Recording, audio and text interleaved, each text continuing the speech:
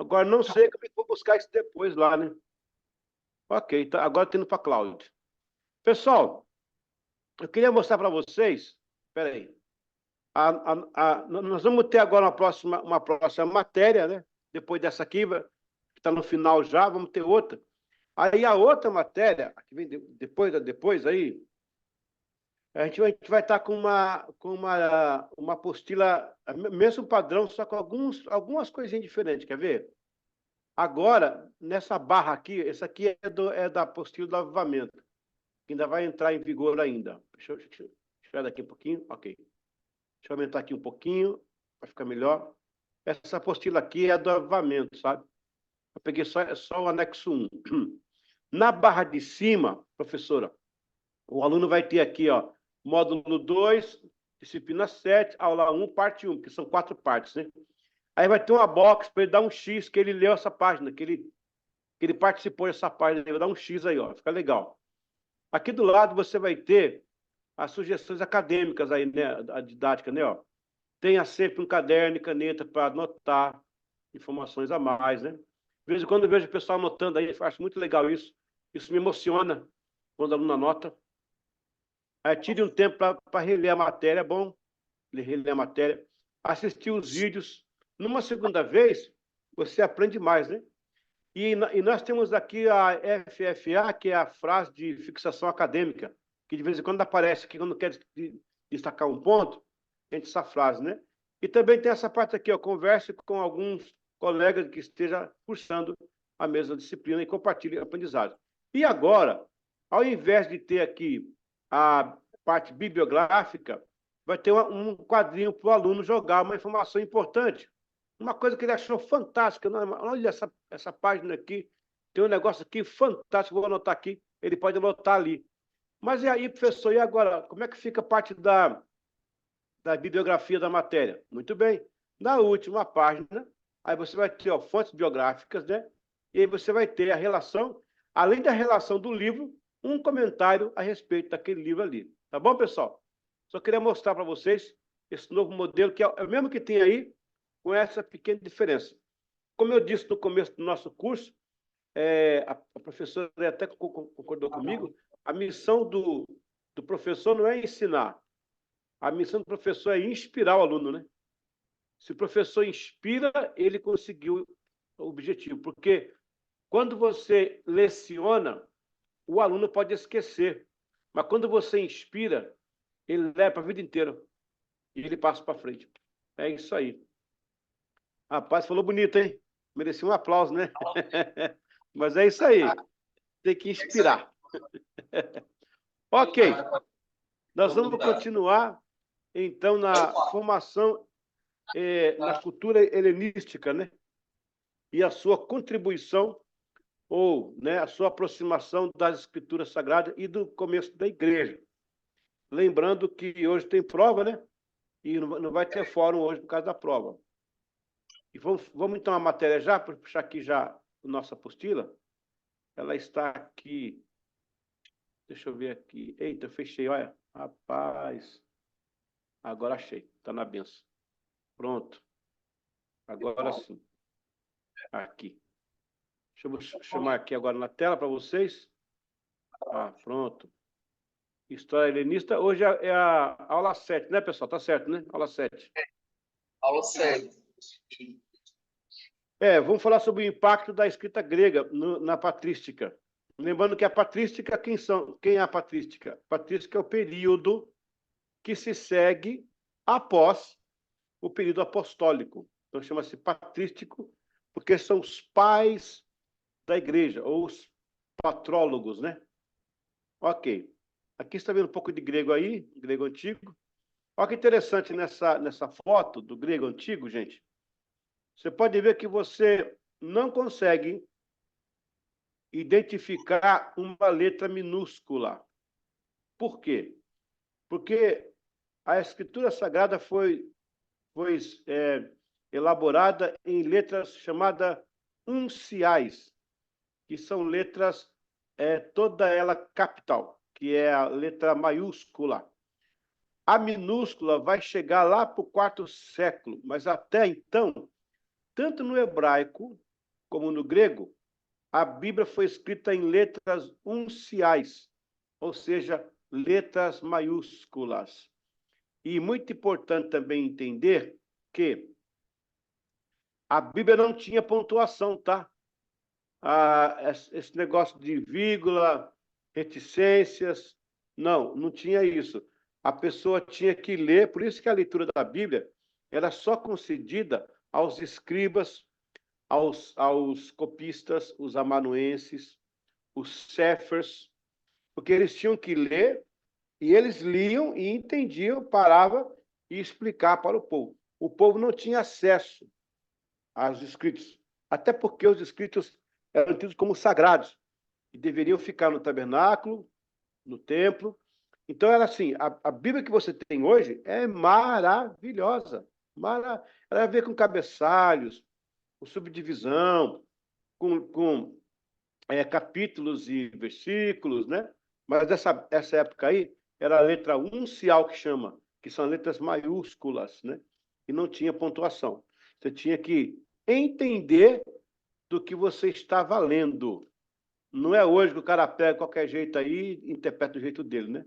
Tinha que entender o que estava lendo. Vamos lá. Opa, acho que eu pulei aqui. Aula 7. Ah, tá certo, aula 7. A parte 1 da aula 7. Os documentos da igreja e o helenismo. Sob a veiculação grega,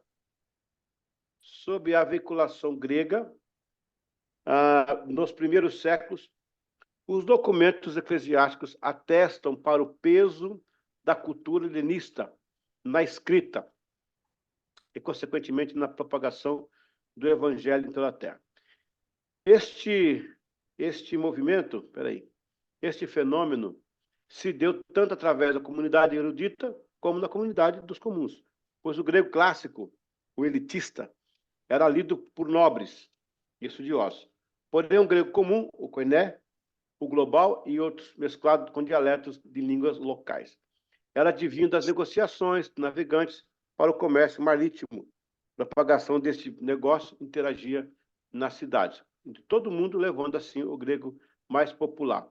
Então, existia na época apostólica dois tipos de língua grega, né? A língua grega mais clássica, erudita, falada por filósofos, né? Tinha até um teatro. Eu estive lá na Grécia e mostrando esse teatro só para eruditos, né? Eruditos. E tinha o grego comum, que era o grego falado nos portos, falado nas alfândegas, com povos de outros idiomas. É muito interessante, eu viajo o mundo inteiro e o inglês que eu ouço, cada inglês esquisito, eu sei que é inglês, eu estou entendendo, mas eles têm isso faz com que o idioma fique mais vulgar.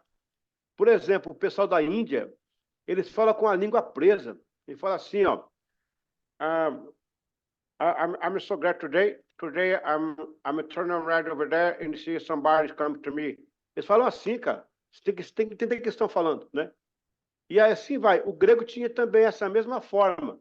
Ele tinha esse grego comum que era falado nos portos para as negociações. Então, mas isso, gente, foi uma ferramenta que a igreja usou. Como o grego era uma língua comum para os negócios e comércio no primeiro século, a língua grega era falada em todo o Mediterrâneo Oriental e era a língua franca da época. Franca, né? A língua grega era usada para negociações comerciais, correspondências e transações financeiras. Além disso, a língua grega era usada para a escrita de documentos legais e contratos.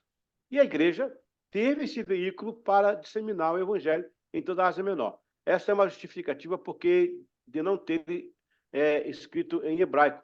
O máximo que fizeram foi o hebraísmo, que era uma escrita grego, mais filosofia judaico-hebraica.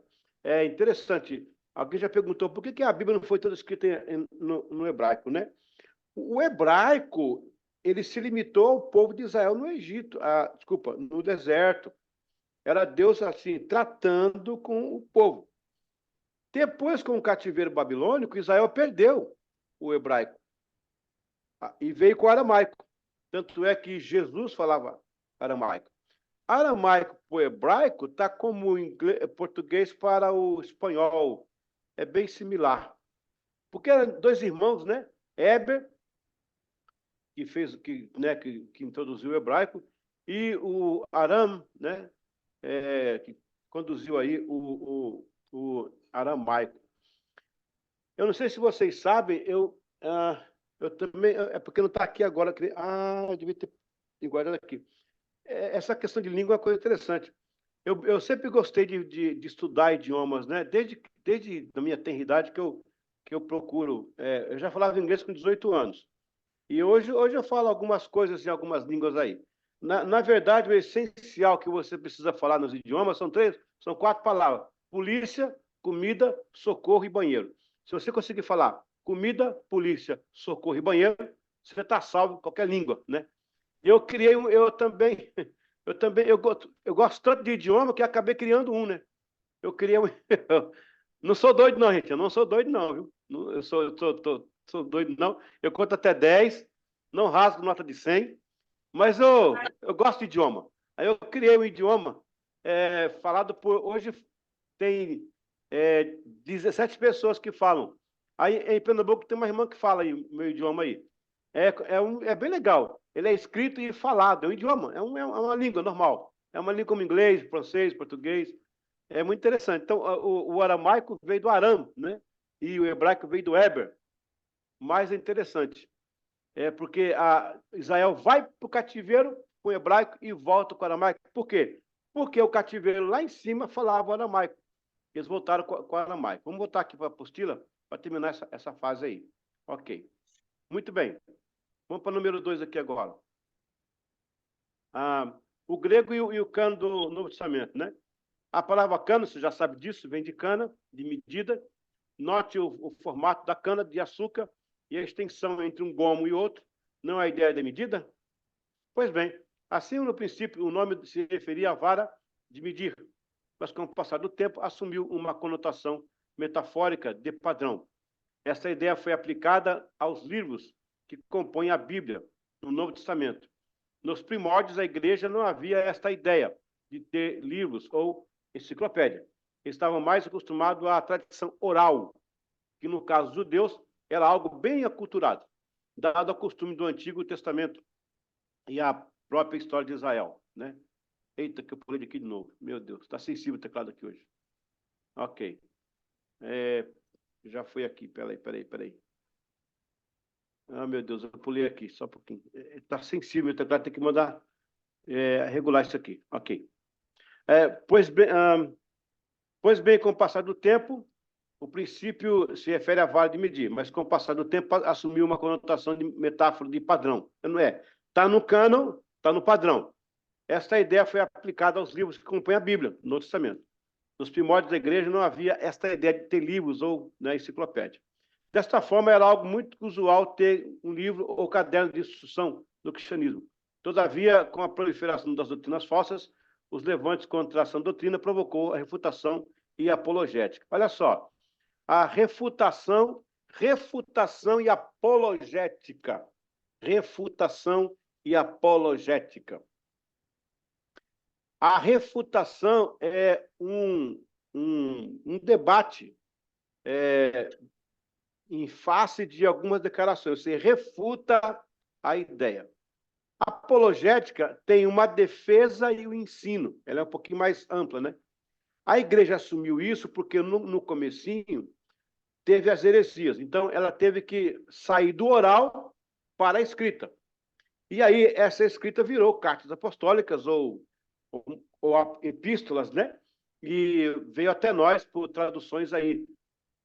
O papiro mais antigo que se tem da época apostólica é o papiro 54 e 52, da época mesmo. Aí conseguiu segurar, aí, né, tanta coisa que passou, ele conseguiu segurar isso aí. Vamos aqui para o número 3 e vamos continuar aqui.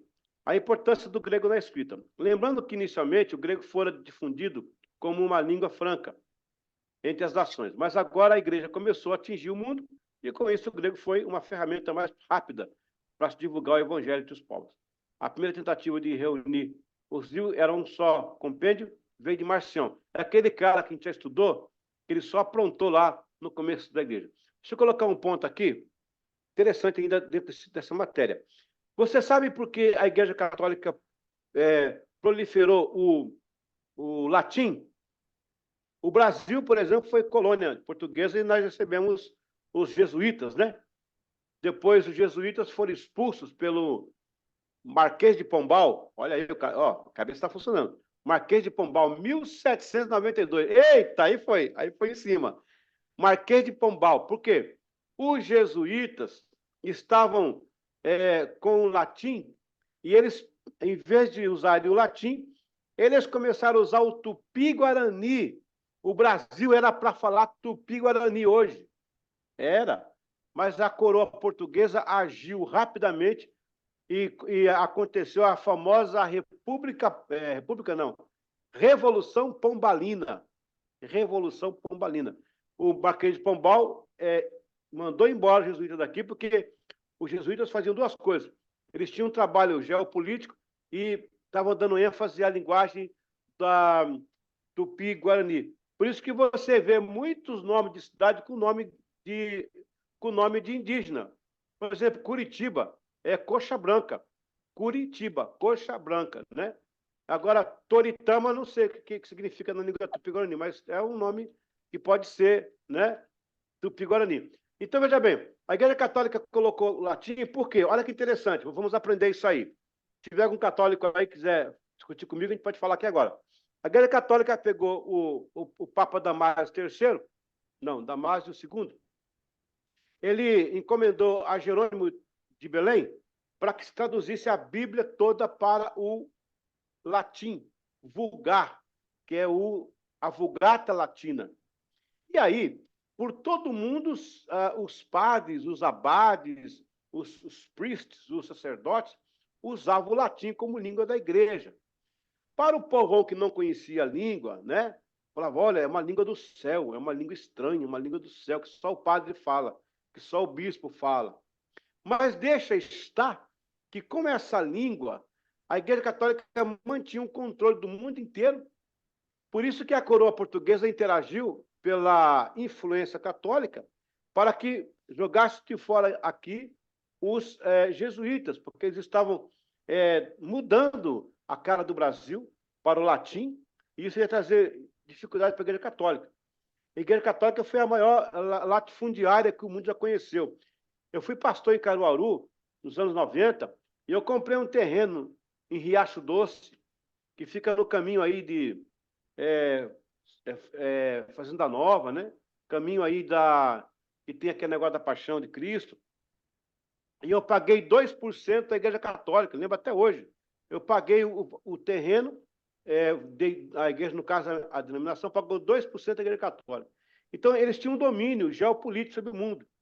Nós vamos ver na nossa aula de história da igreja, que vai ser a próxima matéria, se não me engano, a próxima matéria, que o avanço das cruzadas da Igreja Católica no Oriente Médio era para pegar a terra mesmo, terra, posses, e não era nada de reconquistar. No começo foi conquistar de volta os locais sagrados. Depois viram que a maçã era doce, foram para cima, para tomar terra, matar pessoas. Por isso que os árabes não têm raiva de Jesus, têm raiva da igreja, pelo que ela fez lá, em nome de Deus. Então, o grego veio numa hora que era uma língua comercial franca. Depois a Igreja Católica tira do grego o potencial. Aí eu quero fechar esse ponto aqui. Por que a igreja vai sair do grego para a Vulgata Latina? Porque o povo já conhecia o grego. O povo já falava grego. E agora, com a questão da Vulgata Latina, ia ficar difícil conhecer a Bíblia. Aí, na Idade Medieval, a igreja pegou e segregou, né, o grego. Vamos continuar aqui, então. Marcion compilou... Bom, eu já falei sobre isso, né, na outra matéria. Vamos continuar aqui, ó. A parte 4, um instrumento revelador. A colonização greco-romana trabalhou em dois sentidos. O secretismo religioso, onde as divindades do mundo inteiro, as mesmas, com os nomes diferentes, e a unificação de línguas, com o Koiné e a Vulgata Latina.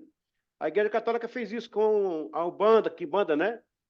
Com São Jorge, não sei quem mais, e colocou o nome Oxóssi lá, a Iemanjá é uma padroeira na Igreja Católica. Então, o secretismo é quando você pega religiões, os mesmos ídolos, e dá nome diferente, né? Então, ele fez isso aí. Agora a igreja, o Koiné e a Vulgata Latina. Agora a igreja tem a chance, pulou aqui de novo. Agora a igreja tem a chance. Peraí, que pulou aqui de novo. Esse teclado aqui está muito sensível. Aí, tá vendo? Voltou lá em cima, rapaz. Sangue de Cristo em poder. Ok, é aqui, ó. É aqui. Vamos lá. Terminando. Aqui, ó. Ai, ai, ai. Voltamos aqui. Pronto. B. A unificação de línguas como o Koiné, né? E a Vulgata Latina.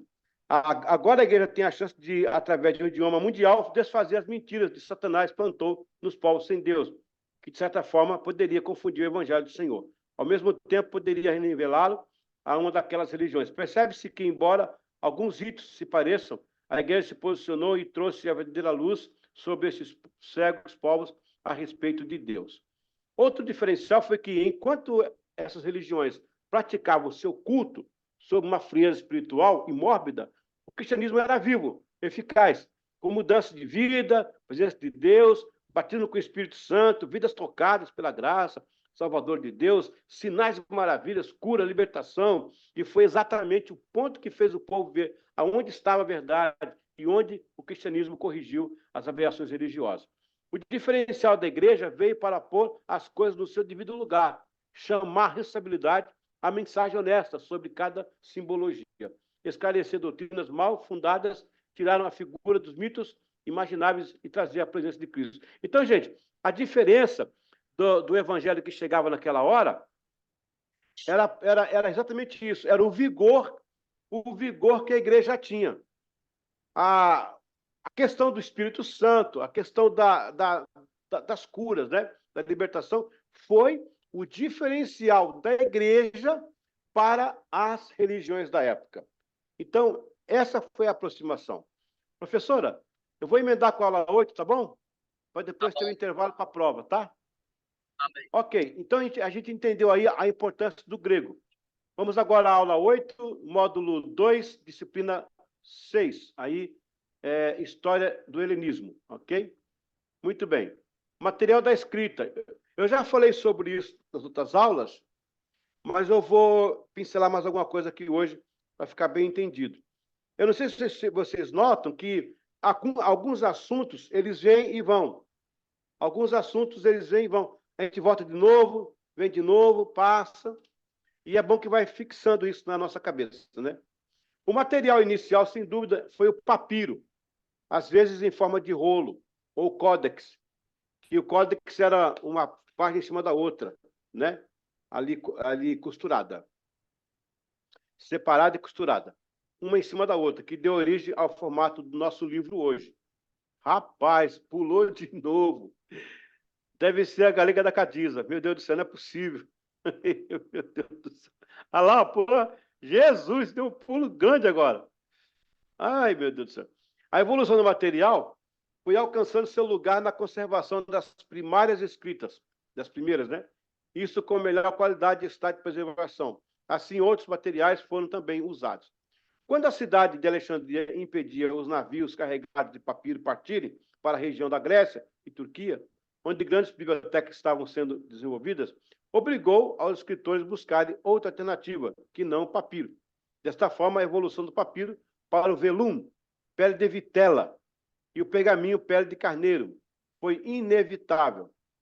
Em Pérgamo, na Turquia, esses materiais novos foram empreendidos do que se tem hoje, de papiro do primeiro século, e uma cópia do grego com parte do livro de João, papiro 52. Ó, eu falei sobre ele agora há pouco, né?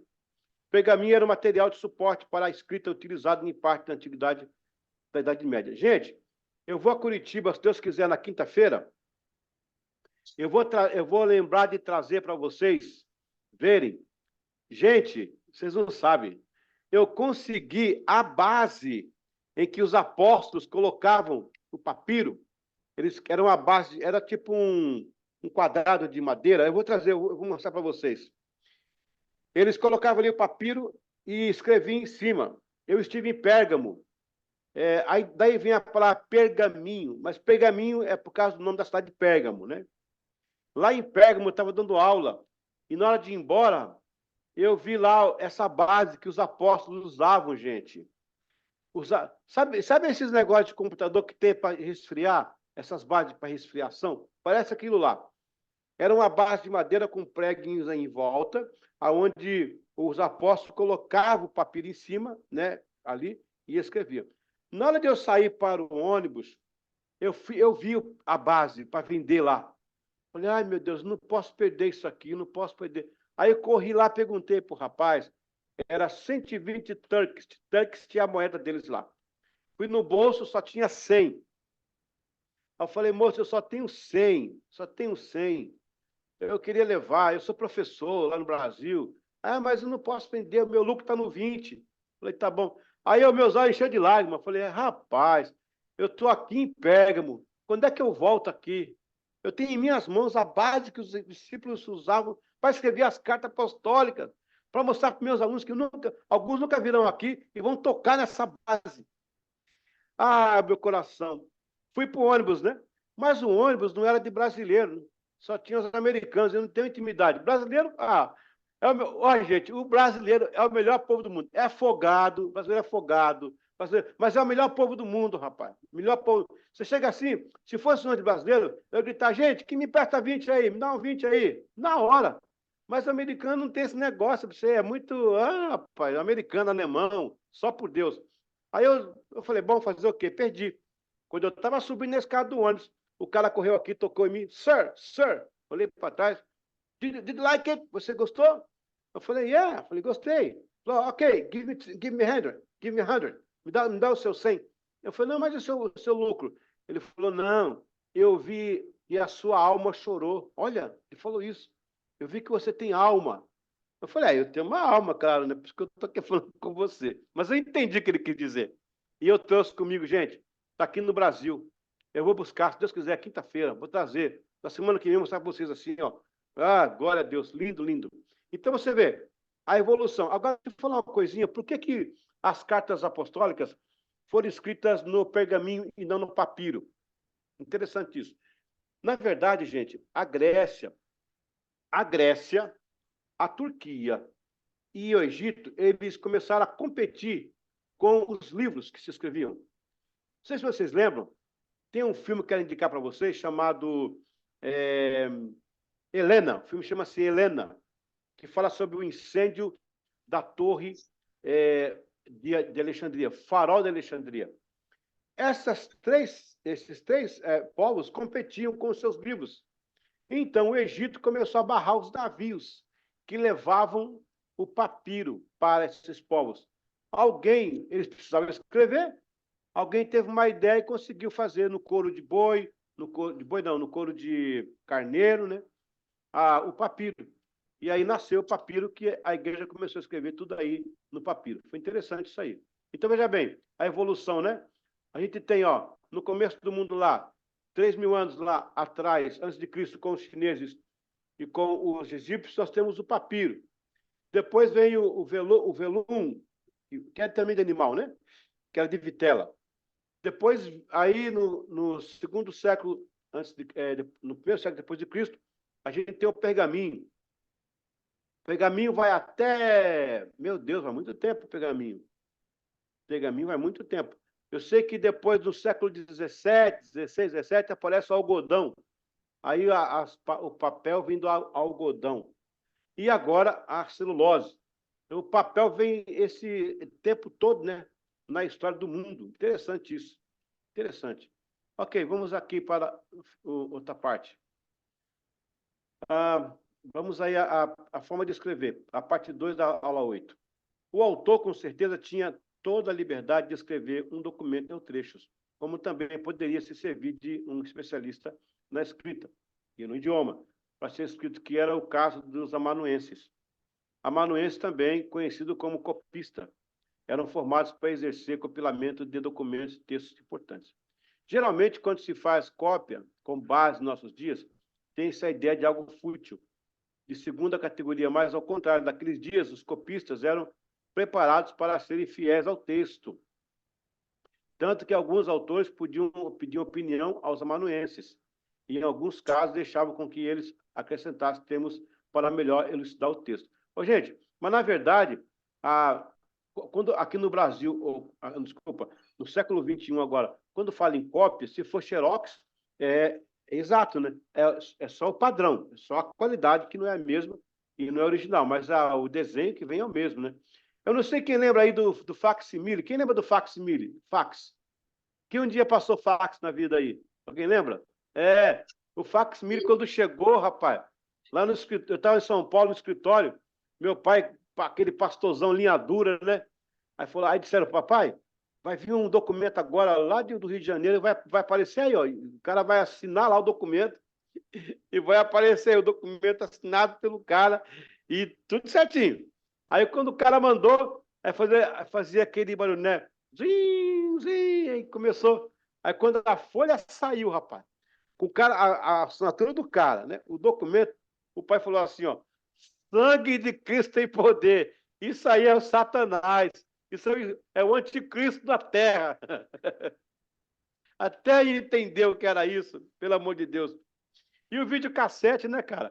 Videocassete, 4 cabeças. Olha, pesava pra caramba. E tinha que chamar um técnico para instalar. Chamava um técnico. Oh, meu Deus, como é que o mundo evoluiu, né? Como é que o mundo evoluiu. Muito bem. Geralmente, quando se faz, já falei, em nossos dias é muito comum a cópia autenticada. Esta é uma herança da honestidade e fidelidade dos copistas daquela época lá, tá vendo? Amanuense, o copista, é aquele que faz cópias, textos ou documentos à mão. Daí vem a palavra manuscrito, né? A palavra amanuense provém do latim amanuensis, por seu turno derivado da expressão latina ab mano, à mão, né? À mão. Olha que interessante, tá vendo? Olha, estamos aqui para aprender, né? O amanuense vem, então, aí, ó, do latim, que é o à mão, feito à mão, escrito à mão, né? Ab manu. Quando você for aí numa feira aí artística, aí tem muito aí em Caruaru também, tem feira artesanal. Aí você fala assim, boa tarde, tem algum material feito ab mano, amanuense? A pessoa vai dizer, o que é isso aí? Rapaz, tem que estudar, tem que ir lá para o STBS estudar, isso é cultura, é feita à mão, manuense, é isso aí. Já dá uma aulinha lá para ele, para a pessoa lá, para já, né, colocar no lugar dela. Amanuense, o copista, é aquele que faz cópia texto ou documento com a mão, né, já coloquei aí. Vulgarmente considera-se amanuense o escriturário de uma repartição pública ou estatal, que manualmente registra, processa documentos ou procedimentos judiciais e extrajudiciais, ou cópia, mesmo utilizando-se de meios informatizados para a realização desses atos. Gente, quem ouviu falar aí do escrivão do cartório? Lembra dos escrivão do cartório aí? Então, um escrivão também opera na sala de justiça, né? Jurídico. E se ele errar um texto lá, ele pode comprometer um processo. Ele pode comprometer um processo se ele errar o texto. Olha como é importante isso, pessoal. Muitas vezes o escrivão errou o nome da criança. E ficou, porque ele errou. Na nossa igreja tinha um rapaz chamado Walt Disney, o nome dele, Walt Disney. Eu falei, Walt Disney, por que o seu nome é Walt Disney? Ele falou, porque meu pai queria colocar Walter Disney. Aí o escrivão... Bichinho, rapaz. Bichinho. O escrivão errou. Ele falou assim, aquele desgraçado, ele errou. Aí colocou Walt Disney. Era para ser Walter Disney. Eita, eu conheci o filho dele, muito amigo meu, o Rui, né? A Ney. O nome dele era Valtim. Valtim. Valtim. Ele não é Walter, não é Valtim mesmo. Não é Walter, não é Valtim. Meu pai foi colocar meu nome de Walter. Chegou no cartório, o escrivão falou o seguinte, ó, o Walter aqui vai ser Valtim. Todo mundo chama de Valtim. Já põe Valtim. Aí já colocou, já saiu lá, chamado Valtim. Tá vendo? Então, olha a importância do escrivão, né? Olha a importância do escrivão. Nessa época já tinha essa importância toda aí, né? Do escrivão. Ele podia ser morto também se ele escrevesse alguma coisa errada, né? Ele podia ser morto. A parte 3, as cartas. Na verdade, gente, era muita responsabilidade. Era muita responsabilidade mesmo. Ó, gente, sabe de uma coisa? Se um escriba o amanuense, escrevesse um édito, um édito, né? Ou um documento do rei errado, ele era morto. Ele era morto. É verdade. Porque os reis, a maioria dos reis eram analfabetos. A maioria era analfabeto. Então, eles dependiam dos documentos escritos para esses caras. Interessante. Vocês, foi nessa aula, foi para vocês que eu falei daquele caso do Henrique VIII, que ia casar com uma menina, não podia ver, e mandou lá um, um pintor pintar a moça e trouxe o retrato dela. Falei com você? Não foi você que eu falei, não? Não foi não, né? Foi Então, não. para você ver a importância, a importância. O Henrique VIII, ele é de 1534. O Henrique VIII. Ele ia casar com uma moça chamada Catarina. Não a primeira mulher dele foi a Catarina de Aragão, que era a sobrinha do Carlos V. Olha. Mas ele casou com outra moça chamada Catarina, a outra, né? Ele teve 6 mulheres, né? A última foi essa Catarina. Mas ele não podia ver a Catarina, porque aqueles casamentos lá eram casamentos de. Era casamento para unir as coroas, não era casamento por amor, não. A maioria, né? Se amava depois, não sei, no começo não. Mas ele mandou um pintor lá, falou: já que eu não posso ir, desculpa, vai lá e pinta o retrato dela. Foi aí que nasceu o Facebook, aí que nasceu os filtros do Facebook. Porque o Facebook tem uns filtros, né? Você vê a pessoa assim no Facebook, aí quando vê pessoalmente, você toma um susto, né? Aí o cara foi e pintou, só que ele caprichou. Ele caprichou. Ele colocou um filtro do Facebook. Aí quando chegou a pintura, o rei falou: rapaz, tô dentro, é essa aí, vou casar, manda vir que eu vou casar com ela. Quando a menina chegou, era feia, não era nada que estava no quadro. O rei casou, né? Mas sabe o que ele fez? Ele pegou o pintor e o quadro e queimou na fogueira. Não é para rir, não, pessoal, não é para rir, não. Quem ri não vai para o céu, hein? Quem ri não vai para o céu. O pintor e o quadro foi para a fogueira, os bichinhos morreram tudo queimado. Ele, o pintor e o quadro. Foi aí que nasceu o filtro do Facebook, né? Só que hoje ninguém morre queimado, né? Ninguém morre queimado, graças a Deus. Vamos para as cartas, né? Esse seminário é uma benção. Um dia chora, um dia sorri. As cartas possuem, em média... Oi? Oi? O que foi? Não É isso mesmo, entendi. Paulo. Tem dia que a gente chora, tem dia que a gente ri, é muito bom. É uma benção, né? É uma benção o seminário nosso aqui. E você aprende rindo e chorando. Ô, Glória! Vai aprendendo, né? Glória a Deus. As cartas possuíam, em média, de 80 a 90 palavras. Isso pode cair em prova, hein? Isso pode cair em prova, cuidado. As cartas possuíam, em média, de 80 a 90 palavras. Era chamada de cartas particulares. Porém, Paulo inaugura um novo estilo, a epístola. A característica da epístola era que possuía um corpo mais longo que uma carta comum e tinha profundo teor teológico. Para ter uma ideia, enquanto as cartas particulares eram aproximadamente 90 palavras, havia casos especiais, como os filósofos usavam, tipo 140 a 200 palavras. Paulo escreveu a carta de Filemão com 1.311 palavras e aos romanos com mais de 7.101 palavras. As epístolas são importantes porque corrigem os erros cometidos pelos cristãos, explicam a importância da unidade do corpo de Cristo, fornece encorajamento no que diz respeito à perseverança na fé e na obediência ao Senhor, condena os falsos mestres e suas doutrinas enganadoras, regulamentam, eita, que falou de novo, regulamentam a vida da igreja em geral. Então, você presta atenção que, por se falar de carta, de escrita, então a carta foi um veículo maravilhoso para a igreja. A carta possuía até 90 palavras, acima disso podia ser uma epístola. Ou ela podia ser pequena, mas devido ao teor, era, né? Uma coisa, irmão, é um bilhetinho feito às pressas para alguém. Outra coisa é um bilhete com a assinatura de um governador, com alguma ordem pequenininha expressa. Então, torna-se o bilhete mais importante. Às vezes, a epístola é pequena, mas o assunto faz dela a importância. É o caso das epístolas de João. 1º de João, 2º, 3º de João são pequenas, né? Algumas não tem nem capítulo, mas pela importância do assunto, é uma epístola. Mas geralmente a epístola é maior do que a carta. Quando alguém perguntar qual a diferença de epístola para carta, eu falo, a carta tem 190 palavras, né, na Bíblia, né?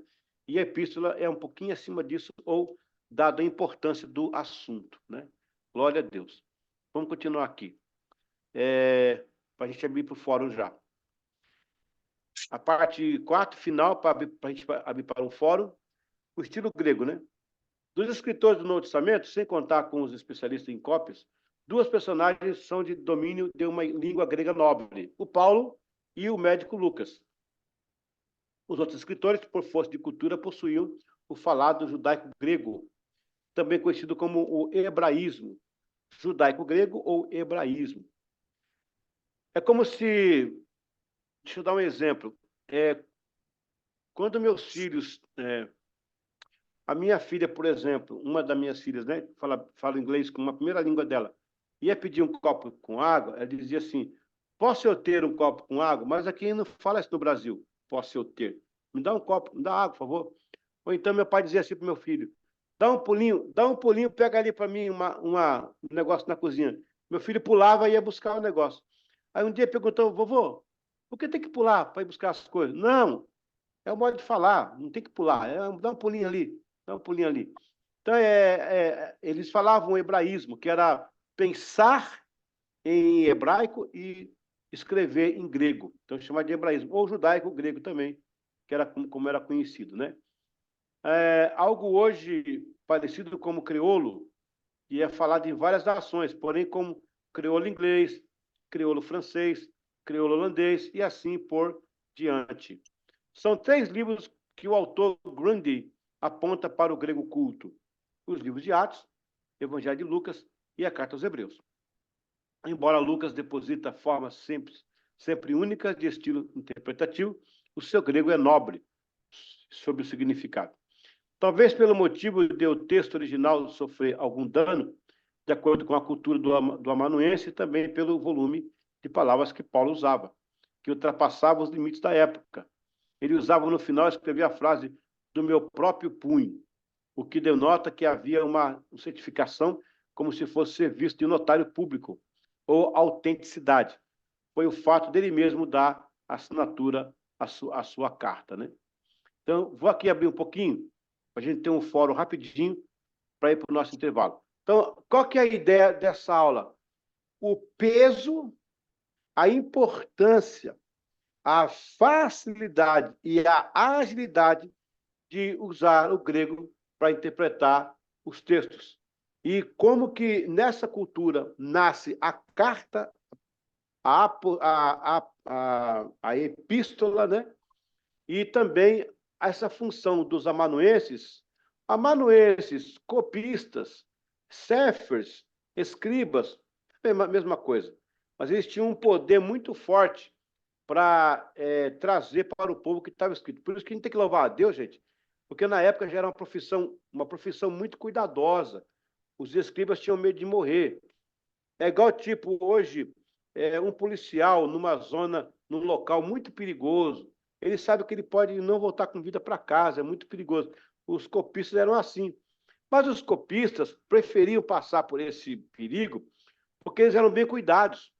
Os copistas eram bem remunerados, eram bem cuidados, porque era deles que ficava para todo mundo, né? A história, os éditos dos reis, as documentações. E você vê que até no dia de hoje é muito importante isso, né? A pessoa do escrivão, a pessoa que faz a ata, né? E até hoje você vê que essa situação é muito importante. Daí essa aula, na verdade, é para mostrar a importância de como foi feita a Bíblia. Ela não foi feita corrida, não foi feita assim, a toque de caixa. Ela teve toda essa estrutura que eu estou colocando, tudo isso, para você entender melhor. Ok? Vamos abrir agora um pouquinho para o fórum. Eu já estou aqui já 1 hora com vocês, fizemos 2 aulas, a gente vai discutir um pouquinho, vamos tomar um café, a gente volta para a última aula e a provinha, que vai ser muito abençoada hoje, né? Então, quem quer aí comentar alguma coisa, pode se manifestar aí para a gente entender. Aleluia. Ou perguntar ou corroborar. Olha, corroborar. Que palavra, hein? Chique. Todo cansado. Ele falou dos jesuítas. Ele, a origem desse povo, qual é a função deles? Ou era uma raiz? Eram os jesuítas, porque veio o povo dele, né? Jesuítas, né? É. Professor, Oi. Diácono Bervaldo está perguntando sobre os jesuítas, né, que o senhor mencionou no início da aula, se eram um povo religioso, qual a origem deles? Assim, eles vieram com outros povos? Muito Ou bom. Muito boa pergunta. o que significa os Teve jesuítas? muito jesuíta aí no Pernambuco, viu? Muito. Os jesuítas, chamados da a Companhia de Jesus. Os jesuítas nasceram, vamos lá, 1545. No ano 1545, aconteceu o Concílio de Trento, um concílio na Itália, aonde o Papa teve que levantar um grupo liderado por Inácio de Loyola. Inácio de Loyola criou a Companhia de Jesus, que são os jesuítas, para combater a reforma protestante. Esse grupo ele ia catequizar as pessoas com bases nas defesas do ataque do protestantismo. A Igreja Católica treinou esses grupos e soltou pelo mundo inteiro. Só com o passar do tempo, esse grupo tornou-se tipo um partido político e começou a trabalhar contra as coroas. As coroas descobriram, no caso, os reinos, né? No caso, Portugal, descobriu que os jesuítas eram mais ou menos um grupo meio político que estava aliciando pessoas contra as coroas a favor da Igreja Católica. E aí os governos reagiram e baniram os jesuítas. Eles acabaram. Não tem mais. Hoje o que tem de jesuíta é tipo um clube para lembrar. Ainda tem a ordem, ela existe ainda, mas não como o poder que ela tinha. E o Brasil recebeu aqui os jesuítas no século XVI, não, no século XVII, no século XVIII, até 1790, quando o Marquês de Pombal veio e estabeleceu um novo sistema de educação, expulsando os jesuítas. Eles ensinavam, porque os jesuítas, gente, ensinavam a escrever, a somar, geografia. Eles eram uma parte da Igreja Católica que, além do religioso, eles ensinavam também essas matérias. Então, era um grupo que foi oriundo de 1545 da Igreja Católica no Concílio de Trento para combater a reforma protestante. Depois tornou-se um grupo meio que político. Foi isso aí, os jesuítas. Muito bem. Obrigado. O escritor da carta aos Hebreus. Quem foi o escritor da carta aos Hebreus? Olha, essa classe é perigosa. Essa classe aqui é perigosa. Não, o Hebreus não tem. Ninguém arrisca dizer quem é. Dizem, uma corrente fala que é Paulo, pelo tipo da escrita. Não sei. Agora, tem uma brincadeira que diz que foi uma mulher que escreveu a carta de Hebreus, porque no final fala assim, ó, a carta acho que tem 13 capítulos. No final fala assim, ó, vede com quão poucas palavras vos escrevi. Quer dizer, uma carta com mais de 10 capítulos, falar que foi com pouca palavra, foi a mulher que escreveu, né? Mas isso é uma brincadeira. Isso é uma brincadeira. Mas não tem, não existe uma declaração exata que escreveu Hebreus. Dizem que foi Paulo. Eu não vou arriscar. Professor, boa noite, é Jackson. Me tira uma dúvida, Oi, Jackson. como é que se tem a certeza ou a convicção que foi Paulo que desenvolveu o novo tipo de escrita, tipo as epístolas que você falou? Se não necessariamente foi ele que escreveu tudo que carrega algo sobre Paulo, que Paulo falou, disse, necessariamente. Como é que a pergunta, como é que pode provar que Paulo fez? Não, como é que, assim, porque no que estava escrito, quando a gente estava lendo, o senhor abriu um comentário dizendo que Paulo desenvolveu um novo tipo de escrita, não foi isso? Exato. Por quê? As epístolas. Exato. Certo, mas assim, Exato. como a gente pode ter certeza se não necessariamente tudo que se tem na Bíblia sobre Paulo, que Paulo diz que foi escrito, não necessariamente foi ele que escreveu? Pois, no caso de Paulo, lembrando que Paulo, em comparação aos outros, era o mais erudito. Paulo era criado aos pés de Gamaliel. O Paulo era filho de uma judia com um centurião romano chamado Quíntuplos. Ele nasceu em Tarso, que era uma província romana, mas a mãe era judia. Paulo é filho do primeiro casamento. Depois o pai dele morreu, ela casou de novo com outro e teve um filho chamado Pudens. Pudens foi um grande general romano que evangelizou a Grã-Bretanha. A questão é que Paulo, ele era de todos os escritores bíblicos, ele era o mais erudito. Ele introduziu a epístola pela forma da escrita. Aí você pode contestar, mas espera aí, Lucas também, que escreveu o Evangelho de Lucas junto com Atos. Mas o Evangelho de Lucas e Atos é biografia. As biografias não entravam na nomenclatura epístola. As epístolas ou cartas era um documento que era o ensino. Quando você escrevia algo para ensinar, virava uma carta, ou missiva, ou a epístola. O caso de Paulo, como ele tinha mais erudição, quando eu falo erudição, é porque Paulo falava grego, Paulo falava hebraico, Paulo escrevia latim, cópita, porque no posto que ele chegou, para ser o que ele foi, ele tinha que dominar esses idiomas. Então, quando ele pega e escreve uma carta muito mais ampla, ele inicia uma temporada de epístolas. E a epístola, não foi ele que inventou. A epístola era um sistema da época, já que veio com os filósofos, né? A filosofia grega, nesse ponto, ela organizou muito essa questão da literatura. Eles colocavam o seguinte: o que chega a 90 palavras, vamos chamar de carta.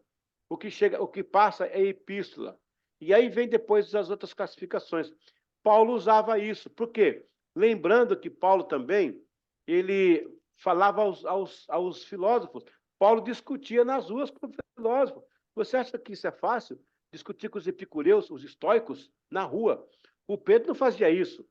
Olha, o Pedro, parece que eu conheço até o Pedro. Não, o apóstolo Pedro não fazia isso, né? O João não fazia isso, né? Mas Paulo, sim. É por isso que ele é considerado, né, uma pessoa que inaugura na Bíblia essa era das epístolas. É por isso aí. Pergunta muito boa, hein? Eu achei que não tinha nem a pergunta. Não tinha nem a pergunta. Quebrei a cara. Pergunta muito boa. Pergunta muito boa. Dá um intervalo, né? Intervalinho para voltar para a última aula. Tá me ouvindo? Parou? Sim. Pausa? Vamos dar uma pausa agora. Tá certo. Café. Bora tomar café. Vê se o Júnior trouxe bolo hoje. Gosto. Eu sabia. Eu sabia, rapaz. Agora, até daqui a pouco. Não a prova não, viu? O pessoal, faltou muita gente hoje. É a prova. É a prova. Mas nossa prova é tão fácil, né? Tem 5 questões. Super fácil. Amém, né? Vamos caminhar. Simbória. Ok. Vocês têm Para gravar, já tá. Hã? Tá gravando já, né? Tá. Já estamos em ar. Olha, eu peguei umas provas aí, ó, quando eu fiz. Você quer ver o que é prova mesmo? O que é prova? Passar pela prova. Eu fiz o meu exame para. Quando eu fiz o exame na Universidade de Harvard, gente, foram 18 horas, tá? Quase um dia. Mas como é que é isso, pastor? Porque é assim, ó, professor, é assim. A prova lá, pelo menos nesse curso que eu fiz na Harvard, era mini tese, né? Eles lançam um tema, você tem que criar a mini tese. A pergunta deles é para a mini tese. Aí você vem para cima deles numa banca para discutir a mini tese. Isso em inglês, hein? No inglês acadêmico, imagina. Acadêmico. Eu fiquei num quarto, né? e fazendo as teses. Claro que tinha tempo de dormir, voltava depois de algumas horas, mas foram 18 horas. Eu consegui 8,5. E na Harvard só passa com 100. Não tem aluno de 9,8, 9,9. Não existe isso. Tem que ser 100. Tem que ser 10. Aí, com muito custo, eu fiz 8,5. E aí, quando o máximo que eu estava, já ia dar 20 horas, 18 horas, né? Aí eu fiz um apelo, tinha um chamado appeal. Eu fiz um apelo para a banca e eu refiz uma tese, aí eles me passaram, eu consegui o diploma. Foi fácil, não. Quando eu fiz o curso lá em Hastings, pela Universidade de Oxford, eu posso mostrar para vocês as fotos, se vocês quiserem, tá? Eu tinha que ler 2 livros por semana. Você não sabe o que é isso? 2 livros por semana em inglês. E tinha que depois fazer a prova, todo dia tinha prova. Eu fiquei 30 dias morando na universidade, fazendo uma especialização. Eu mostro a foto, se vocês quiserem. E aí, quando no final dos 30 dias, eu estava tão exausto, professora, tão exausto de estudar, tão exausto, que eu caí na rua desmaiado. Eu acordei com o povo inglês assim, em volta de mim, chamando a ambulância. Eu estava com o braço sangrando aqui, tudo quebrado, coisado aqui, né? Machucado. Aí, no outro dia, quando eu cheguei na universidade, aí me deram 2 dias para descansar. E eu também consegui. Então, essa prova nossa aí é uma bênção. É um bônus, né? É uma gratidão. Vamos lá. Oi? Estão pedindo 2 dias para descansar depois dessa prova nossa. Porque estão tudo vocês. no staff emocional da pressão. Mas, rapaz, eu vou chamar um psiquiatra para essa classe, viu? Um psiquiatra. Pedir para a Gisele dar um suporte psicológico e chamar um psiquiatra. Olha, vai emitir atestado. De quê? Atestado de quê? Olha que eu vou falar com o atestado, vou falar com a dele, viu? Presta atenção. Vamos lá, vamos prosseguir. Aula número 9, módulo 2, disciplina História Helenista. Aula 9, distância da filosofia grega e o cristianismo. Opa, agora começa a ficar bom o negócio, hein? Agora começa a ficar bom. Como os cristãos conseguiram diferenciar algumas crenças e costumes que pareciam ser cristãs e eram usados pelo mundo helenista? Essa pergunta é muito boa. No começo da era cristã, a igreja sofreu muito com as influências de outras religiões, que tinham crenças parecidas com a revelação de Deus, e fez sua tarefa de clarificar o que tinha de verdade, condenar os erros e trazer a verdade de Deus para os povos. Com o domínio do Império Romano, o Império mais absorveu as culturas e as manteve do que interferiu nas mesmas. Por exemplo, até os deuses continuaram os mesmos, porém com nomes trocados. O Império Romano, gente, ele conquistava e mantinha a língua, os costumes, a bandeira, os deuses, para não criar revoltas. Colocava só para liderar os seus pensantes, né? Colocava lá os seus líderes, mas não mexia com o povo.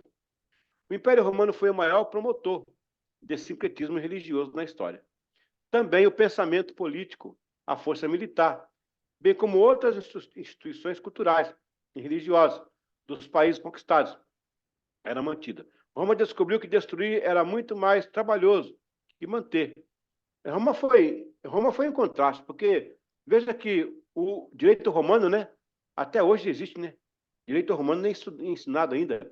Nós usamos as palavras como sedalex, duralex, fórum, quórum e por aí afora, habeas corpus. Por não ter uma identidade própria religiosa, Roma não foi capaz de se satisfazer os anseios do seu povo. É interessante isso aqui, gente, olha, porque Roma é um dos impérios, se não for o único, hein, que nasceu sob uma égide militar. Eles não tinham deuses, os romanos não tinham Deus. Os romanos, eles absorveram, né? Na verdade, os romanos começaram com os generais. O Império Romano é de 753 a.C., e eles começaram com alianças de generais, né? O primeiro triunvirato, o segundo triunvirato, a república, mas não tinha Deus no meio, não. Eles absorveram, né? Dos povos, os deuses. Aí virou um secretismo religioso. Neste caso, Roma tinha uma parceria, a cultura grega, que também, por ordem de Alexandre o Grande, mais adotava que adaptava. Sendo a cultura grega agregadora, os povos contribuíram para as mais diversas crenças e ritos, e muitos deles elencados pelo cristianismo, porém de forma a corrigir e dar o real significado para aquilo que os povos tinham como conceito. Acontece isso também no meio evangélico, né? Veja aquele versículo que fala assim, ó, aquele que não tiver a fé como do tamanho do grão da mostarda, aí os pregadores pregam sobre o grão. Porque o grão é pequenininho. Se a sua fé for pequena. Não, não é isso que o texto está falando, não. Se você aplicar a exegese, ele está falando da ramificação do tamanho da... Porque aquela pequena semente, ela dá ramos enormes, de 30 metros. Ele está falando do tamanho das... como opera-se o grão. A sua fé pode ser extensa, como se opera as raízes, as varas do grão de mostarda. Você vê? E as interpretações. Então, quando há um sincretismo, há muita mistura. Esse caso, por exemplo, de casar de branco. Casar de branco, não está na Bíblia isso. Lá fala de pureza, mas não tem. Esse ritual é pagão. Mas a igreja assimilou isso. A cadeira do púlpito, né? A cadeira do púlpito lá, e tem igreja que o pastor tem a cadeira diferente, a cadeira dele tem braço, a cadeira dele... Isso é Império Romano, onde sentava o imperador. Não está pegando? Claro, não é pecado, não. Pode ter cadeira no púlpito, é bom até casar de branco, né? É muito bom. Mas isso são coisas que foi assimilada. A gente faz muita coisa que foi assimilada, do que veio no bolo, né? Que não são bíblicas. É isso que eu quero dizer, entendeu? O ponto básico do logos, né, que é o verbo, aí estamos atingindo o coração dos gregos. O ponto do logos, outro exemplo forte da cultura helenista era a relação da cosmologia, né? Eles criam que a Terra era o centro do universo. E veja, agora uma concepção cristã, pois acreditava que o divino estava no céu e abaixo da Terra moravam os espíritos maus e a morte. A questão do Tártaro, né? Aí, ó, tá vendo? Antes da Bíblia. O céu em cima, o inferno embaixo aí, tá vendo? Antes da Bíblia, tá aí. É claro que a igreja não crê assim, pois o tempo dos gregos era desprovido de ciência. No caso do mundo ser o centro da Terra, né? Entretanto, a igreja trouxe luz sobre o assunto e hoje usamos a metáfora de Deus em cima e o diabo embaixo. Não necessariamente sob o ponto de vista geográfico. A ideia... Eita, que pulou de novo. Vai falar para as cartas. Meu Deus do céu. Meu Jesus. Será que o computador quer falar uma coisa para mim? Será que é um mistério? É um mistério isso aqui. Ora. Por não ter... já foi, né? Ok? Aqui. A ideia é legítima, contudo, o princípio grego está enganado. Note que também eles aderiram à ideia que a vida possui o sobrenatural com poderes invisíveis e criacionais na natureza. Bem como o mal era um governo da terra. Não são assuntos que nos lembram exemplos. Sabemos que somos de Deus e que o mundo que está sob o poder do maligno, 1 João 5,19. Olha aí, tá vendo? E agora, né? Olha só. Gente, não desvia não, fica firme aí, desvia não, fica firme. Entre outras coisas, nesse ponto, o cristianismo entra com uma revelação, pois para os helênicos, a Terra era o resultado de eventos naturais. Por exemplo, para o filósofo Tales, Anaximenes ou Anaximandro, séculos antes de Cristo, o universo existia a partir de elementos naturais, tais como a água. Assim, o cristianismo responderia que alguém fez a água. E quem foi? Ora, se a água já existe, quem a criou? Logo, foi o Deus vivo. Vocês estão entendendo, como diz São Paulo? Está entendendo? Está entendendo? Não é interessante isso? A Bíblia fala que o mundo jaz no maligno, né? Não está escrito lá? O mundo jaz no maligno. Teve um irmão que não estudou no STBS, aí disse assim, irmão, descobri que o jazz é do diabo. Está escrito aqui, ó, o mundo jaz do maligno. Mas não é jaz, pai, é jazer. É jaz, de jazer. O mundo jaz do maligno. Então, o mundo jaz do maligno. O mundo jaz do maligno. Olha só. Eu não sei se o Ken está aí hoje. O Ken está aí hoje, não? O Ken conhece da filosofia grega. Essas ideias do céu em cima, diabo embaixo, a questão do cosmos que foi afetado pela natureza má, o império do mal sobre a terra, a fúria dos titãs, tudo isso é antes da Bíblia. E agora, como é que explica isso? Aí Paulo vem dizendo lá, não vos conformeis com este mundo, mas transformai para a renovação. O Deus desse século foi julgado e tal. Então, pessoal, é que, na verdade, se você puder escrever isso, a verdade é paralela. A verdade é paralela, ou seja, a verdade sempre existiu. Os povos desconfiavam e colocavam isso em suas crenças. Aí veio a igreja com a revelação do Espírito Santo e trouxe uma luz sobre isso. Por exemplo, os gregos que criam que a água já existia, o universo, frutos dos elementos químicos. Mas a pergunta é, quem criou isso aí? Aí vinha a igreja, porque o logos, o verbo que a Grécia tanto procurava, o verbo era Jesus. Olha que interessante isso. Então, tem muita coisa boa na filosofia grega que a igreja trouxe luz sobre aquilo, sobre aquele assunto. Muito importante entender isso aí, gente.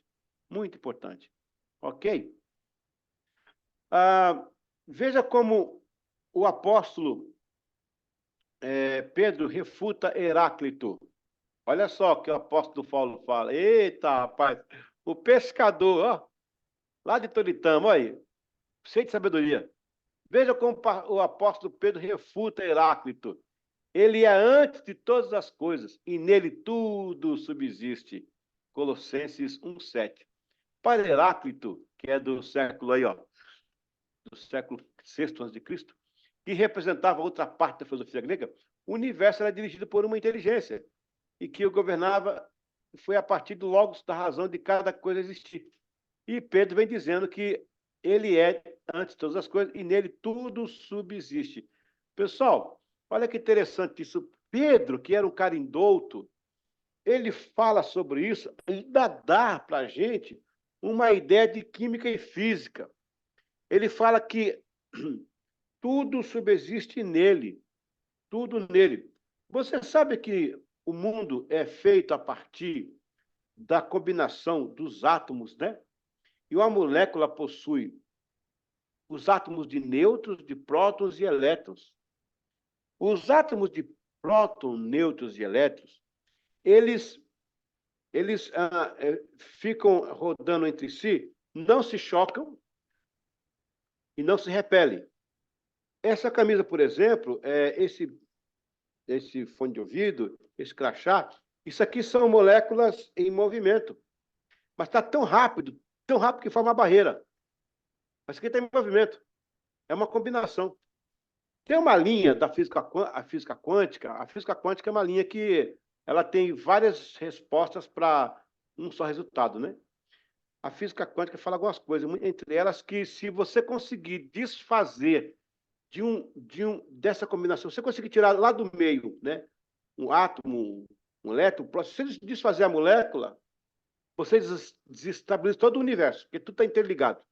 Bom, pode ser que sim, pode ser que não. Eu nunca tentei, não sei quem pode tentar fazer isso, mas o apóstolo Pedro, indouto, o apóstolo Pedro não tinha nem o Mobral, nem o Sobral, porque o Sobral é quem sobrou do Mobral, nem o Sobral ele tinha.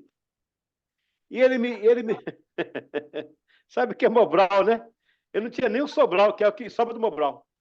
O apóstolo Paulo me dá uma perspectiva de química, de física. Ele fala que nele tudo subsiste. Aí eu vou fechar com chave de ouro agora.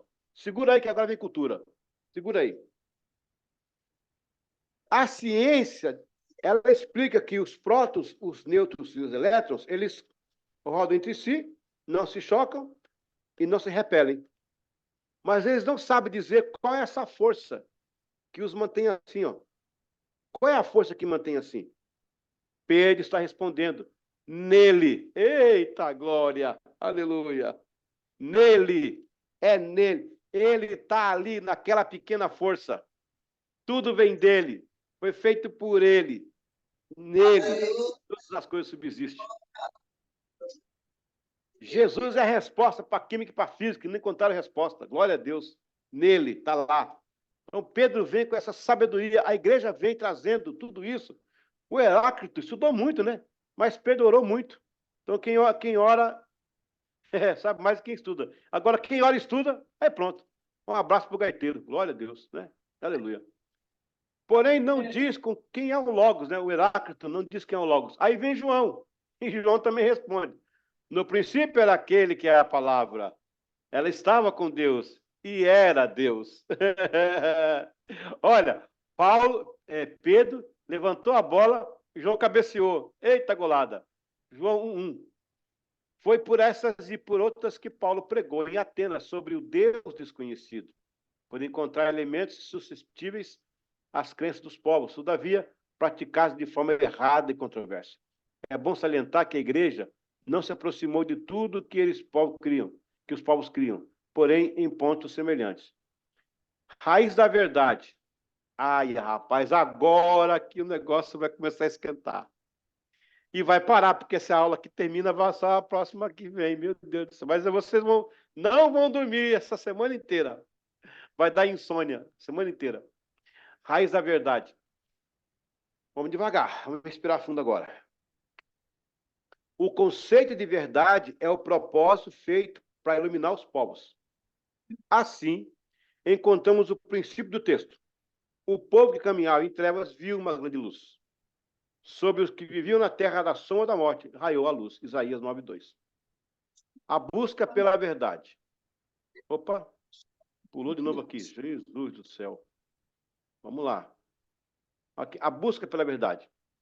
Já em confronto com os sofistas, que eram às vezes éticos e outros relativistas, o helenismo desenvolve uma metodologia de busca de verdade. Sócrates, né? Busca da verdade pelo autoconhecimento. Então, o Sócrates dizia que a verdade era adquirida pelo autoconhecimento. Presta atenção.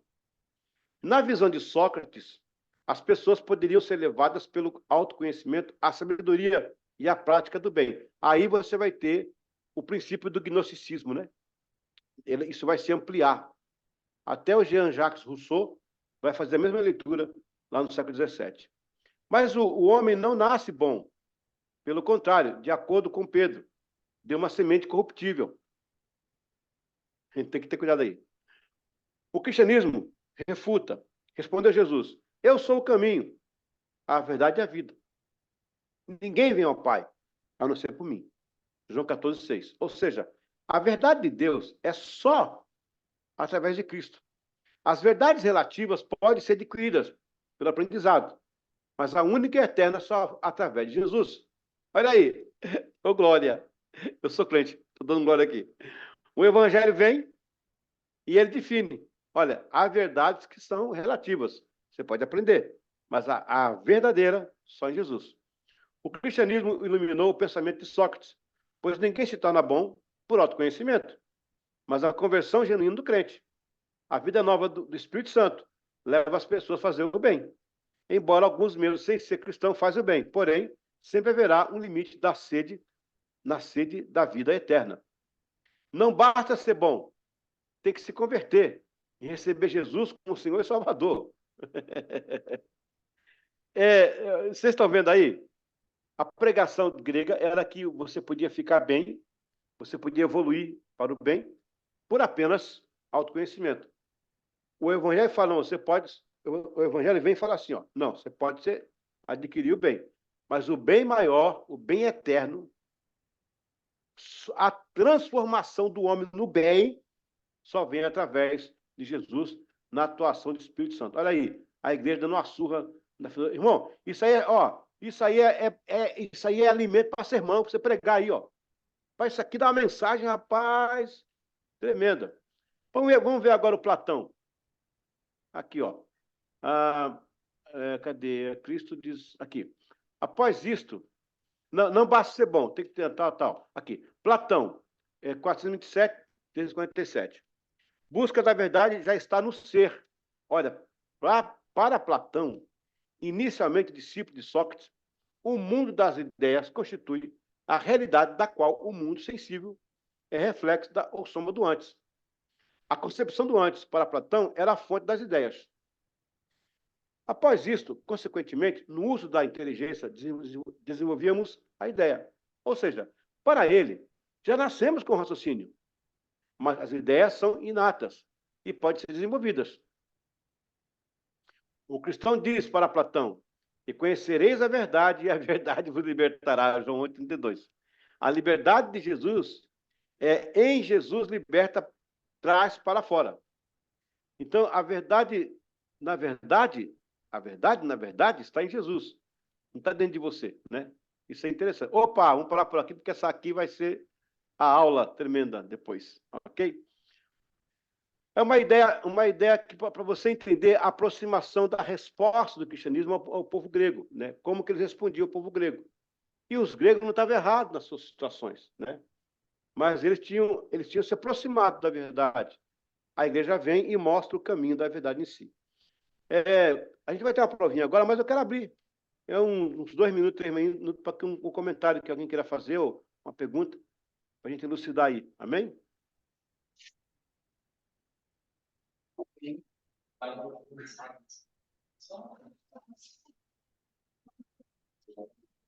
Tem uma pergunta. Bora. Boa noite, professor, de novo. Amém? Na verdade, o que eu queria era mais um comentário seu, porque, assim, esse assunto que você traz sobre Sócrates, no início aqui, já na abertura, né, fala da visão de Sócrates, as pessoas poderiam ser levadas pelo autoconhecimento, a sabedoria e a prática do bem. Na Bíblia, a gente vê Jesus trazendo isso também, e impregnada. A ação do bem ao próximo, ela é muito impregnada quase que no contexto também de salvação, né? Aquele que quiser ser o primeiro, sirva a todos, fazer o bem sem olhar quem, entre outros textos que a Bíblia traz. Então, assim, no meu caso, não é uma pergunta, eu queria uma complementação da sua parte sobre a ação do bem na Bíblia, como poderíamos entender melhor essa ação no dia a dia e na vida do cristão, né? Olha, o problema é que a filosofia grega ela se centraliza na antropologia. O homem é o centro do começo do fim, né? Para os gregos, o que é sobrenatural, ou seja, o que é empírico, na verdade, entre Sócrates, do terceiro século de Cristo, e o John Locke, do século XIV, o empirismo está como o nascimento de Sócrates. Depois ele se desenvolve no próprio John Locke, né? Para os gregos, o empirismo, que é o sensorial, que é o que está no ambiente, afeta o que está dentro de mim, o homem em si, meu irmão, ele é o começo e o fim dele. O cristianismo traz isso de uma forma especial. O homem continua sendo alvo, mas ele agora tem a palavra, que é a verdade, a revelação, e o Espírito Santo que vai impulsioná-lo. Eu pergunto a você, se você for crer 100% na filosofia grega nesse sentido, e aquelas pessoas que não reagem, aquelas pessoas que não vão responder a isso, elas vão se tornar inóspitas, né? Mas quando você tem o Espírito Santo, ele te impulsiona a você fazer o bem. A palavra te desperta a fazer o bem. A Bíblia diz assim, ó, a fé vem pelo ouvir a palavra. A palavra fé aí, no grego, é sotero. A salvação vem pelo ouvir, e ouvir da palavra de Deus. Então, a filosofia grega em si, ela vai ficar limitada a um ponto, o homem em si próprio. Aí vai entrar Romanos capítulo 9, né? Que o versículo fala, acho que é 8:29, o Espírito me assiste, o Espírito Santo me assiste minhas fraquezas. Porque eu não sei pedir como convém. A palavra assistir no grego aí, ela vem para aquele que pega a mesa do outro lado. Então, a filosofia grega, ela dizia que o homem em si pode fazer os seus resultados, né? Aí havia a diferença do Platão, do Sócrates, com relação à sabedoria inata ou não. A verdade é que a igreja vem com uma terceira camada. Diz, olha, tudo bem, você pode até fazer o bem, mas há um momento que só Deus poderá operar a sua vida. Só Deus poderá transformar o homem mau em um homem bom. Porque na filosofia grega não há espaço para transformação. Há espaço para autoconhecimento.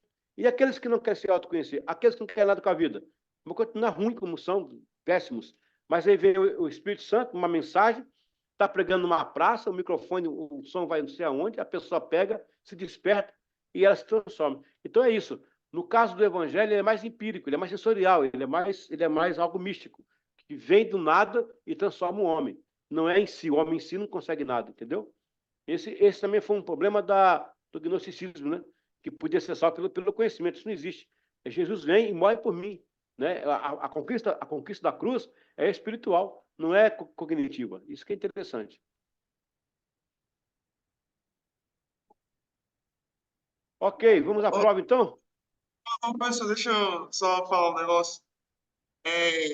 Eu queria uma opinião sua acerca de umas interpretações aqui. Eu tenho a minha própria, porém eu acho assim até interessante para ver outra visão. Porque, por exemplo, na Bíblia a gente sabe que tem toda a questão da cultura helenística, principalmente sobre o pensamento neoplatônico. É, e às vezes algumas dessas passagens deram muitos problemas, né, para os cristãos na época para combater os gnósticos, principalmente sobre a luta da parte do mundo material, né, o mundo físico com o mundo espiritual da metafísica, né, do mundo que está além da física e do mundo sensorial. Por exemplo, a minha pergunta é, como é que a igreja, por exemplo, hoje, o que é que ela pode fazer para não cair, por exemplo, nessas armadilhas? Porque, por exemplo, a gente vê muito, eu vejo às vezes as pessoas caem muito nessa questão do o mundo já no maligno, beleza, tem o mal no mundo. Porém, eu vejo que, por exemplo, quando se fala muito sobre a questão da carne, é sempre atribuído como tudo que é material, como se fosse algo ruim, pecaminoso totalmente fora. Porém, por exemplo, e você tem que se elevar espiritualmente para chegar lá. Na minha opinião, né, na minha assim, visão, eu sempre vejo isso como uma forma de pregação sobre a questão até mesmo do conceito judaico, né, da questão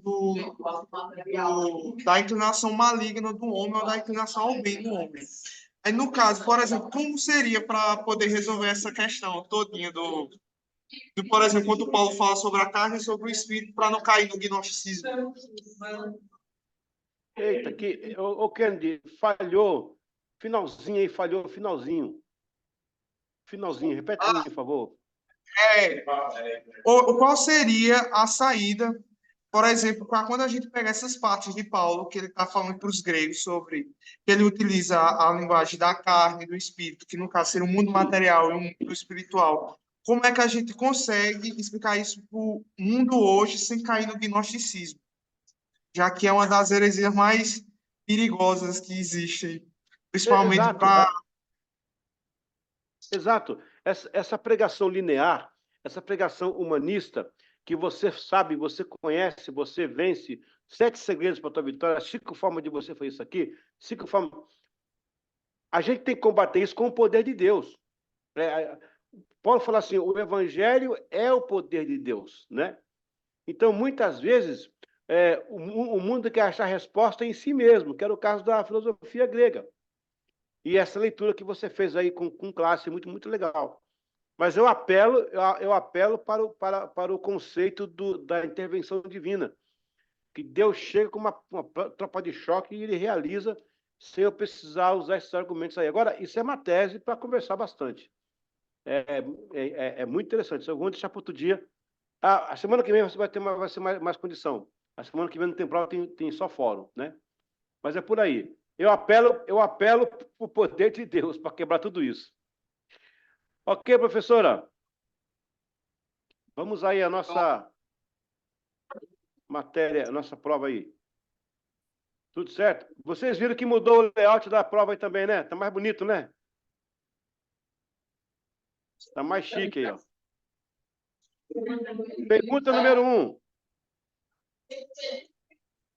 Bora lá?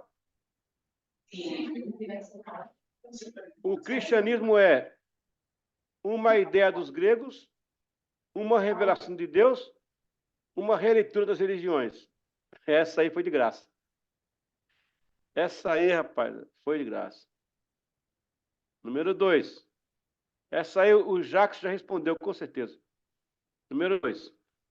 O helenismo foi a célula máter da igreja, contribuiu para a propagação do evangelho, ou foi o maior que o cristianismo? O helenismo, ele foi a célula máter da igreja, B, contribuiu para a propagação do evangelho, ou C, foi maior que o cristianismo. Uma das três você pode circular aí. Deus usou A, a cultura grega para desenhar o cristianismo, B, a cultura grega como serventia da difusão do cristianismo, ou C, a cultura grega para testar o cristianismo. Então, Deus usou. Mas de que forma que ele usou? Para desenhar o cristianismo? Para servir o cristianismo ou para testar? Pergunta número 4. Essa é muito fácil, hein? Essa é muito fácil. Os profissionais que Deus usou na difusão das cartas apostólicas, quem foram? A, os copistas, B, os amanuenses, ou C, os escribas? Escolha uma das letras e circule que você acha que é a resposta certa. Quinto e último. A filosofia grega procurava pela o quê? E o evangelho trouxe o quê? Então, procurava pelo amor, o evangelho trouxe o amor? Procurava pela verdade, o evangelho trouxe a verdade? Ou procurava pelo perdão, o evangelho trouxe o perdão?